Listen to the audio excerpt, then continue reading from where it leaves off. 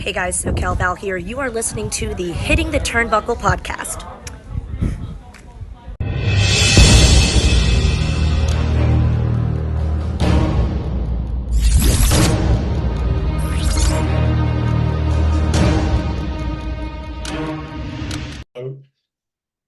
Well, the day before my birthday today, it would be past my birthday by the time this interview goes out, but for the sake of recording purposes, it's the day before my birthday. And someone that I've been trying to get on the podcast probably close to a year, maybe a bit short, finally got it. So it's kind of part one of my birthday treat. I've got part two later with TNA and part three tomorrow with NWA. But I am delighted to finally welcome to the show the king of the cruiserweights himself, Mr. Robbie X. How are you doing? I'm okay, mate. We finally did it. We Yes. finally did it. And again, I apologize. Having a change of life and a cocker spaniel that's full of energy.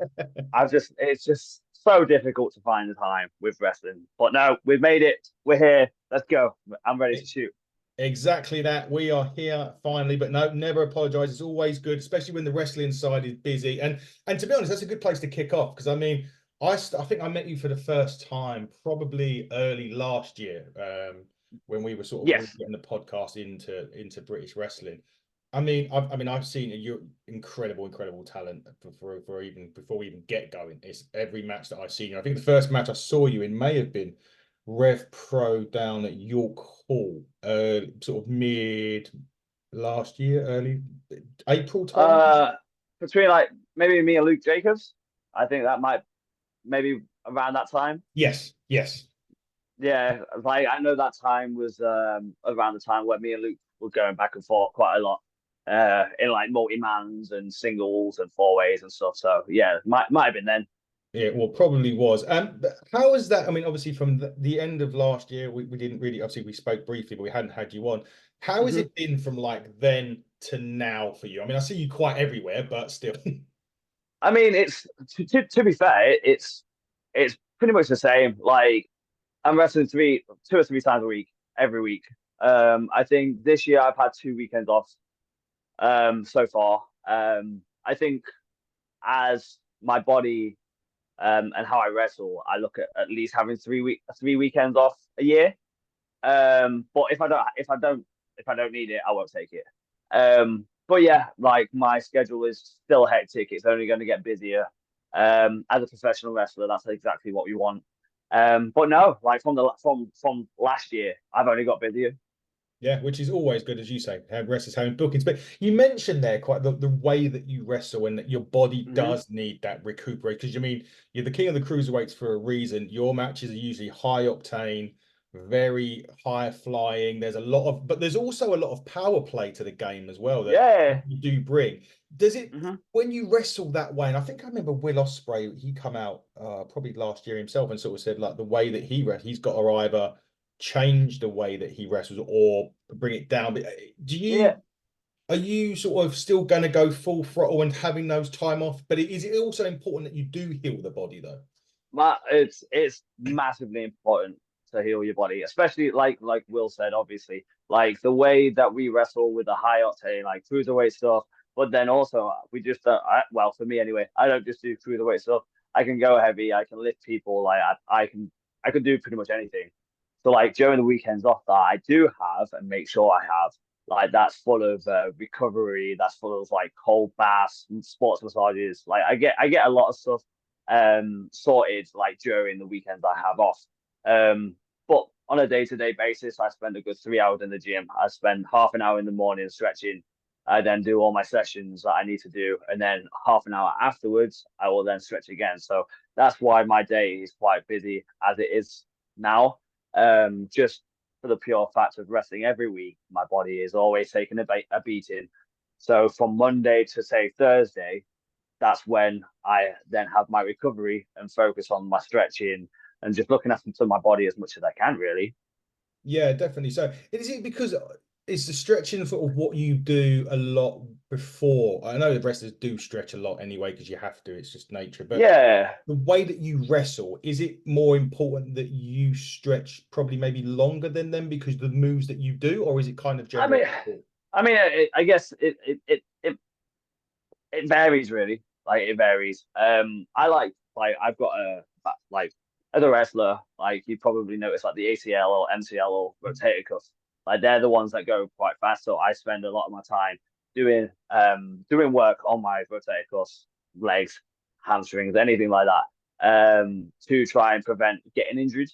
Um, Maybe because I do run around a lot and my style is very explosive, so I have to focus on more explosive movements as well as stretching as well. Um, but I think wrestling is one of them things where it always takes your mobility to the extent. So I think it's everyone should make sure that they stretch, especially after their matches. So after the matches is just as important as before because of the body It's if punishment. anything, it's more important.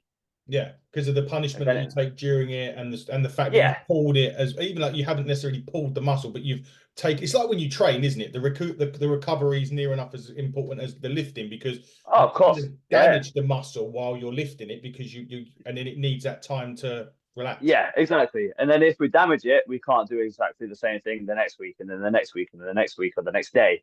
Like if I was to injure myself on a Friday and then still have to wrestle Saturday, Sunday, then I'd be done. So like my main priority now is to absolutely kill it in the ring and then make sure my body feels good afterwards. Yeah. Like, Well, I can say that you kill it in the ring for sure. I don't know about the body afterwards. it's never gonna change. If No. it never gonna change. But I mean, I see you. I mean, I think one of the first times I saw you was at Rev, was it Rev Pro at Bethnal Green, and then I went and saw a 229 show, and I think Mhm. you ended up over about 17 chairs at one point during that show. Do you know what? Like whether it's me or someone else, that 229 chairs always end up being in different positions by the end of the night. It's becoming a curse of the 229 that there's always someone either flying into the chairs or getting thrown into the chairs. Like that's just a thing now. It is. When if I do manage to sit at the front, I always think, and I kind of, because it's usually to the where the bar, the chairs where the bar's right at Yeah, the back of the venue. yeah, And I think if I sit there, sometimes I think, right, how many times am I going to have to get up? yeah. For anyone who listens to this and you come to a 229 venue, if you see a wrestler on the outside, just move. Yeah, Just move. save Whether you. they do anything, whether we end up in the chairs or not, just move for safety. Yeah, just move for safety for sure. I mean, yeah, you were across a load of chairs. I think it was like this big. What is it, like a 10-man tag? It was like Ah, I yeah. remember that match. Yeah, no, I remember that match because it ended up with being me and Oku in the final two on our team, Yes. if I remember correctly. Yeah, Yeah, that was absolutely wild. it was. I think Gabriel Kidd was in there as well, right? I think Mr. Kidd might have been in there. Yeah, Yeah. I remember exactly the match that you're on about. it was crazy. Carnage, carnage. That's the only way you can describe it. Absolute carnage. It was indeed. Just want to talk wrestling brief, like overview of wrestling now. I mean, this year, not just obviously in the UK, just want to touch on the American stuff at the moment. We're obviously seeing a lot more talent from the UK over Yep. there now on a more regular. I mean, obviously Ospreay was the bigger name that went over there, but you know, it signed for AEW. But you got like the Leon Slaters, the Trent Sevens, Danny Luna, who's a lot to do with TNA now, and obviously we've got quite a good relationship with TNA ourselves. Yeah. When you see that now, is it because obviously it used to be like it used to be quite rare that talent from Oh the God. but now it's like this, it seems to be exploded. Is it the fact that Yeah. the US are noting us more, or is it the fact that A, the US are noting us more, but B, there's more companies over there now in the US to actually take a look? I I can only answer from my point of view, and I think realistically, looking back at it, I think Americans always knew how good the UK scene was. Hmm. Back in like just before the pandemic happened, like the Americans always enjoyed coming over to the UK. Like Brian Danielson, sorry, he before even going to WWE, he was working over here for Brian Dixon on the butling camps. Hmm. And from the people that I've heard who have recently spoken to him, like he's always mentioned like the butling camps. And then the independent scene over here has always been good, whether it's before the pandemic or after the pandemic. the pandemic definitely made a lot of us step up. Um, but I think realistically, it's becoming a lot easier now because there is so many companies over in America that will now be looking at people over here. Because let's be honest, like there's nothing massively happening in the UK. No. So we're all open to going over to like America, Mexico, Japan, anywhere. So I definitely think it's not like it's becoming a time where there's a lot more opportunities for all of us. Yeah, But I it's the agree with that. people that step their game up that are gonna get chosen. Yeah, exactly that. And it is all about stepping that game up. And we saw, I think the Rev Pro show, that the high stakes one where Osprey and Oka, that obviously Tony Khan was there. Yep. AEW. Then we spoke to JJ Gow, and he was saying how they were very sort of offering, backstage they were talking about doing this, about watching the matches and stuff like that. When you Yeah. see people like that come over, and obviously they're coming over here in August, and WWE are coming over as well, but WWE. Yeah. Although with AEW doing all of that, and now we're seeing a bit more WWE kind of, I think they're calling it a portal now. It's not a door in WWE. I think it's a portal, just being awkward. Yeah. Do you think now that is also, it's going to kind of open up more stuff for maybe WWE to do stuff over here as well as AEW? Yes and no. I think once if it does happen like that, then it will be oversaturated. I think the UK industry will have a massive hit if that happens. But again, as long as there's a lot of us that do end up getting jobs or like able to still wrestle, because I've been wrestling since I was 12. Like my first ever training session was when I was 12. If I then had to quit wrestling just because I couldn't do any of the UK indie scenes or like no one wanted to sign me, for example, like then I'd be gutted because WWE or AEW came over and took that away. But I think I mean, it's only massive positives. Like there's a couple of negatives to everything, isn't there? But yeah, like I never really thought about that. So, but I think it'll be a positive on the end of it. Yeah, I hope so for sure. One of the other questions I was going to say quickly, and obviously, the British UK independent scene is massive. It's why do you think though? And again, it's not a negative when I say, but why do you think there hasn't been a UK? I know they tried it a little bit, and they tried to bring World of Sport back. Why do you think that Yeah. hasn't happened on a weekly basis over here? Is it because contractually, or do you think there's other reasons? I I couldn't answer that at all. Hmm. I think we had a massive shot with the WS stuff on ITV. Yeah. Because that was what 35, 40 years Yeah. since there was wrestling on UK TV. But honestly, like I have no idea.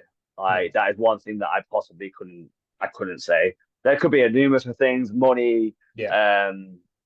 I who knows? Like it might be a thing. I don't know. Yeah. I Yeah. It is really couldn't interesting. answer that.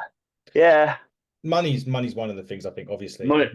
Yeah, And then I it's think obviously, with the day and age that we're currently in, like we all know money's an issue. Like it's a big hit to a lot. Um, so that might be a massive factor to it. Um, so yeah, I don't. yeah, I really couldn't tell you. I really couldn't tell you. that's fine. No, it's not a problem. I've just wondered myself. I thought money. I thought money, and perhaps the commitment to doing those dates as well, because technically you'd kind of have to near enough be a guaranteed, like a guaranteed number Yeah, of you'd have to. dates. I think. Yeah. So I think if you're looking to run a weekly television show, for example, you definitely have to be offering contracts to people that you want 100% on them shows. Because otherwise, like if you can't have, say, five of the same people on the show week in, week out, then you're going to lose your audience because that's when there's five people that you choose can tell the story that people will be engaged in, if that makes sense. Yeah, no, that makes perfect sense. Let's talk about you now, Rob. You mentioned wrestling since you were 12, which is crazy to think about. What Yes. even what even got you into it? Like what fascinated you about wrestling? So I've always watched wrestling from being 3 or 4. Like my brother, my brother was absolutely crazy about wrestling. Um, we'd always used to watch it on TV, and I always used to just, like the little figures. Yeah. Yeah. I collected, like, honestly, when I was 13, 14, I must have, like, from being passed down generations as well, I must have had over 1,000 different wrestlers, like different types of like Stone Colds and like 3 or 4 Stone Colds, 3 or 4 Undertakers, Kanes, The Rocks, all of them. And then yeah, so like just growing up watching WWE, WWF at that point, and then finding out at 12, maybe 11, that 1PW was starting a wrestling academy. Mm-hmm. Maybe I was a little bit too young to start at 12, but back in them days, I don't think it really matters. So yeah, I just took my shot and just went to a training session down in Doncaster, and then I just fell in love with it. I was at the point, had tryouts for Sheffield Wednesday under 12 and Sheffield United for goalkeeper. Wow. But because I fell in love with wrestling so much, like I pretty much quit football straight away and just focused more on wrestling. So from 12, I think it was I can't remember the date. But yeah, I went to my first session when I was 12 and then just fell straight in love with it even more than I was. Wow, that's incredible. I mean, to think that, you were obviously a decent goalkeeper because of the clubs that you were, looking at signing for you, or you were on I trials mean, you with. say Sheffield United and Sheffield Wednesday are a good team. Well, look, the way I look at it is I mean, Sheffield United recently in the Premier League, and and Yeah. whatnot. Is it? I know it's probably you don't probably regret or look back on anything like that, but do you sometimes? I know you love your wrestling, but at the same time, when you look at the money So involved in football, and you think, I do like I don't regret it because I don't really regret much in life. Because that means I care massively for it.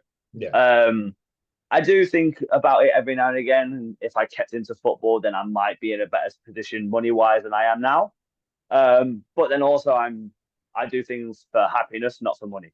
yeah, So if I'm playing for a shit ton of money for football, but I absolutely hate waking up and then being in goal and all of that, like then I'm not going to enjoy it. yeah, If I can make money in wrestling, which is okay, um, and also absolutely love it day in day out, no matter what the process is, then I'm winning life. Like, I'm winning at life. yeah. Like I can get on a plane for 12 hours, 15 hours, 24 hours. I would not care because I know at the end of the day, I will be in front of crowds performing at something that I love and have loved from being such a young age. Yeah, no, exactly that. I agree with that. Yeah, it's best never to have any regrets in life for sure. But it's just interesting. I never knew you were a goalkeeper. So, but obviously there's No, also the abuse factor as well because you're always, behind. You always. yeah. I know because I take my son to my local time, and we sit behind the away keeper because we don't have like it's like non-league, so we can just move. Yeah. So sometimes during the first half, we'll go and give the keeper pelters, behind the goal, Yeah. and then we'll come back Yeah. and he will walk out in the second half, look over and see us again, and he's like, sometimes he's just like, But oh, honestly, yeah, honestly, like even just being a goalkeeper and playing against like attackers, like say you're in a court and they have a corner and like someone's marking you, they they just poke you and pinch you. Like I used to be a shit for it. I used to be pinching like people's asses, like bums, whilst there was looking at getting the ball from a corner. Or like I'd go down and tie my shoe, but then I'd accidentally pull their shoelace and whatnot, so they'd have to stop. And I'd always used to be a little shit for it. that's that's pretty good though. Let's go back to so you started wrestling, you started around 1PW. I remember 1PW. I remember attending one of the shows. I remember AJ Styles, Abyss, Steve Carino being Mm. I because we ended up myself and my friend ended up escorting Steve and his wife out of the building that night after 1PW. Steve. Carino. Oh, damn. Oh shit. Sorry. Don't worry, that's fine. Yeah, so we ended up not because he was in trouble. It was just because we were watching the show. We went to the bar. His wife was at the bar. We started talking to her. I didn't know who she was. Obviously, Yeah. he was like, "Oh, husband wrestled tonight." I was like, "Who's that?" It was Steve Carino. He come out and he said, "Oh, can you just show us where this thing is. We walked out and Yeah. showed him out the door. So I used to have a lot of fun at 1PW events. Obviously, whatever happened there happened. I'm not going to have my version on that, and I know issues there that best not said about, shall we say? I Yeah. said this on a recent podcast. Like, I think 1PW coming back was a great thing. Yes. Unfortunately, the promoter who came back was the fucking wrong one. So yeah, exactly that. I'm not gonna keep quiet on it. Like, No. I know what I've seen and whatnot, and I think 1PW had a massive chance at changing British wrestling. Yeah. Unfortunately, there's just people that were involved that was wrong and should have stayed 10 miles away from it. But yeah, it is what it is. It happens, and that's all we can do with it. When it comes to people, is there anyone still on the UK scene, Robbie, that you haven't fought that you'd like to mix it up with? There is one person. Well, maybe there's a couple, but like from growing up and whatnot, and being around him a lot of times around the country, like Mark Andrews. Like, I've never wrestled with Mark Andrews. Unfortunately, I know that he's injured now. Yeah. I was going to wrestle him at FWA. Yes. In a couple of weeks' time, but unfortunately, he's had to pull out. Yeah. Which is sad. I don't like hearing people are injured. And yeah, like Mark is just one of the guys that I look at, and I'm just like, how have we never wrestled? We've been in a 4-way, but I don't think we ever touched. But yeah, like Mark is one of the only guys that I look at, and I'm just questioning why the hell we haven't wrestled. So yeah, like Mark, Joe Lando is another one that I'd like to wrestle. I've never been involved in the ring with. But yeah, I think I've pretty much gone through like a lot of. I've wrestled pretty much everyone that I want to wrestle. Mark True, we were saying earlier. I've not wrestled Mark before. So yeah, there's a couple that I haven't wrestled, but Mark Andrews is definitely the one that stands out. Mark, yes, obviously get well soon, Mark. I know obviously the injury as well. It would have been great at Shropshire Wrestling Alliance to see that. I would have had to send one of my colleagues, Dave, who lives up that way, to go and watch that because it would have been great. We're going forward into this year now, Robbie. Obviously, we're halfway through already this year. God knows how that's happened, but we are. How have you seen this year? Is there any sort of goals and aspirations that you've set this year that you're looking to do, or is it we're just going to take it as it comes? Nah, I've set goals. Like I say to everyone, don't set goals because if they don't happen, you make sad. But I know for a fact, like I'm making goals now, and I'm going to accomplish them. I want to wrestle around the country, around the world. I've recently, obviously, did Fantastic Mania. Yes. Which was the second lot of Fantastic Mania shows that I've done because I did the last ones when they came over. So and I'm sorry, but CMLL are doing incredible things at the minute. They're literally popping up everywhere. I'm seeing a lot more clips online. Everyone's getting there, but like CMLL have people's attractions now because of AEW, because of their actual social media presence. Hopefully the fact that they've come over here, that's introduced a lot more of the UK fans to CMLL. And they're everywhere. And my main goal was Japan, but now is to travel to Mexico. Like I've wrestled Titan, I've wrestled Barbario, and I had an incident with Hechicero after my six-man tag, and now that's one of my goals. Wow, wrestling in Mexico is interesting because everyone always, you always get wrestled on it. It's always WWE or something like that. But WWE is an end goal. WWE, like for me, is an end goal. For me, I want to travel the world. I want to do my own thing for the best companies. WWE is an end goal for me. But until then, I just want to travel the world, do my shit, make everyone know that I'm the best junior heavyweight in the world, and then go to WWE. Interesting. WWE is the end goal. I always have to ask about WWE because, I mean, coming over, obviously they just finished in Scotland this weekend, but also more than that, I don't know if you've seen this week's Raw yet, or whether you've seen the highlights. Did you see the Wyatt debut? The I saw a lot on Twitter, but I'm not gonna lie, I've not really watched much WWE. Okay, I've not really watched much wrestling to be honest. So I okay, don't I pay attention more on like a lot of Twitter and social media because I don't really watch TV until like late at night, and then that's with my sure. girlfriend and my little step boy And the dog. and the dog. Yeah, and the dog. It was just really. I mean, it was quite if you ever seen that, if you ever get 5 minutes to watch the video of it, it's quite unique how they. Well, not unique. Okay. It's very interesting. But when the WWE this year, because obviously the TKO UFC sort of stuff merging in, it seems to have. I don't know whether it's that or whether it's TNA or whether it's AEW and stuff like that, but they seem to have taken it up a notch again. Is that due to partly due to AEW, or is it Triple H's more influence and stuff?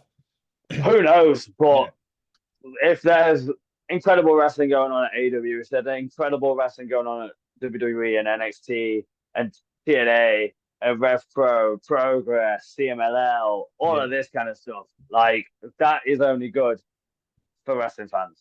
Oh, it is. It absolutely Ah, is. incredible. Like, but yeah, like going from like the AEW to WWE, like they're gonna keep pushing each other Yeah, so they go one step further, one step further, one step further. Um, which again is only a positive because they're only going like from my view, that's only going to go one way, and that's up. yeah, Like you can look at the negatives. I don't like looking at the negatives. That it's just going to keep going up, up, up, up, and up. yeah. So yeah, I definitely think that's probably why, because they're going to bring the best and worst out of each other. Sure, definitely. So, if you was into WWE, say they offered you a match against anybody, who would you choose right now on the current roster? On the current roster, Yep. Rey Mysterio. Really? Yeah, I just saw his I literally just before coming on here, I just saw a clip of his 619s, and he Yeah. can still go, and Yeah. he's always going to be the goat. Um, but yeah, Logan Paul as well. He seems to be real good. He is. He's. I don't like the guy He's personally. very good. Yeah, He's very good. he is very good. But then you can say Roman Reigns, you can say Seth Rollins, give me Dominic Mysterio, like like you can do all of that, but no, I think my one main guy is Ray. It'll always be Ray. It's Rey Mysterio, Robbie X, book it. Triple H, Paul Levesque, get on the phone and book it up for Paul. sure. For Come on, sure. Paul. Hit it, Paul. We would do it, Paul. Here's the one that I always ask, just because sometimes it stumps wrestlers and sometimes they can answer it like that. What's your favorite wrestling entrance music, other than your own, obviously? Oh, bloody hell. Why are you doing this? Well, you took you long enough to come on, so I can't. Ah, do you know what? I used to love Sheamus's. Did you? What, written in my I face? used to, yeah, I used to love Sheamus's. Um, Maven's, Oh, Maven's he entrance. hates it. Is he? Nah. We had him on the show. He hated it. Oh, that's one of the good ones. So underrated, that one. That's one. Maybe it's because I'm a massive fan of him. Maybe I look up to him, but Ospreys. Oh, my son, it was quite funny actually, because my son does, he's sort of in and out of wrestling. He'll watch if it's on, but he's more into his football and stuff like that. And we, Yeah, in the car, if I'm going to a wrestling event that day, or if I'm going to a wrestling event, that night, and I have him before I drop him back to his mum's and go to the event, I'll always put the wrestling music on. And the other week I had wrestling and Ospreys come on. And ever since yeah, then, he's been singing it. yeah. It happens. It's addictive. Like Will's Gabe Kids, War Ready. Yeah, That's another one that will stick to your head. yeah, Um, but yeah, Mavens. Go back to Rey Mysterio. That when it goes booyaka and then it yeah, flies up in the air. Yeah, yeah. like just little things like that. I always look at. I always find that it depends if I'm there or not, if that makes sense. Because I used to think like the Undertaker's live in terms of just being there. Yes, I think yeah. So like Undertakers, no matter what it is, whether I'm live, Yeah. whether it's on TV, it's one of them things. Like I'm even thinking about it. I'm wearing shorts. I've always got goosebumps. Yeah. Like it's one that will always be the one entrance that will give me the goosebumps. all the time. Yeah, it was either that for me or Austin, just because of the The glass. yeah. I Yeah, remember yeah, meeting him. I remember meeting him at HMV. They was doing, I think it was the Stone Cold Truth he brought out. I think it was a book or a DVD. yeah. And when you were waiting in the queue, and when they was ready to come down the escalators, they hit the music, and it was just yeah. Okay, so like if you're looking at that, because I blatantly came out here just going Maven and like yeah, Stone Cold glass breaking, yeah, Undertakers for the goosebumps. Like they're always going to be the top ones. The Rocks, like like the Rocks. yeah. Um, Another but one, yeah, not like necessarily for the song, but just because when you say when that music hits, you just know it's going down. yeah, Brock Lesnar was another one, yeah, just because you knew, da, or da, Goldberg da, da. even Yeah, back in yeah. just When they used to pan into his locker room yeah, and he kicked yeah. Gilbert. I prefer Gilbert. Gilbert, yeah, that was what a creation that was. Well, we're gonna start to wrap up now, just because obviously it's I don't want to keep you too long, and That's it's been fine. brilliant having you on. But I can't let you go without you telling everyone. Well, the shows that you are allowed to tell people that you're on. If anyone Yep. wants to buy some merch or anything like that, and obviously if you are available for bookings, like you should be fully booked soon. But where can Uh-huh. any promoter book you? Friday, Saturday, I will be at Burning Heart, teaming Oh with my yes, good friend Zachary Wentz. yes. Um, Sunday, I will be in Repro, St. Neots. Then the following week, Thursday, I am in IWN in Milton Keynes, Yeah. NTW in Hull, and then Repro Saturday and Sunday. You can follow me on social media, Robbie_X_. Merchandise, I will have new merchandise coming out very soon at the upcoming shows that I'm on. Any merchandise that you see on social media, you can just DM me, email me at RobbieX6195. Yes, that's when I was born at hotmail.co.uk. There you go. I need to do a couple of bits. I won't try and bore you too long. Coming up on All our good. show, we're going to be listening. We're going to be talking to Mustafa Ali's right-hand man, Champagne Singh of TNA. We've just finished with Lance Archer of AEW. Go check that one out. We're also going to be talking to Aaron Stevens, the man that was Damian Sandow in the WWE.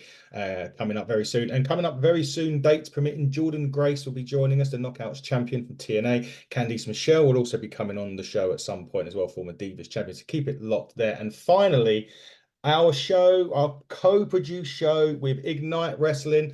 I was talking to you about it off air. I can't tell any spoilers. I did tell you something or other was going on, but I will run down a quick match card. Man like Darius versus Tommy Kyle versus Gene Money versus the champion Adonis Payne for the Ignite Championship. Banger. Yes, the Turnbuckle Championship, our very own champion, Smashing Mike, will be going one-on-one with the man that's been the bane of my arse ever since the championship has been announced. That is Mark True.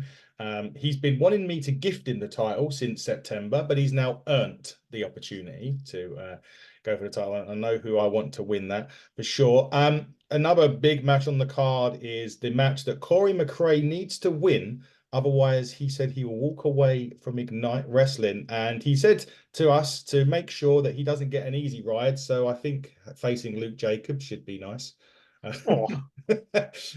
for him. And there's a women's match as well. Sapphire Reed and a mystery partner will be going one-on-one with Aluna and Artemis. Sorry, one-on-one will be going in a tag team match with Aluna and Artemis. And finally, there is a Call Your Shot briefcase match, I believe it is, a gauntlet that we get a briefcase.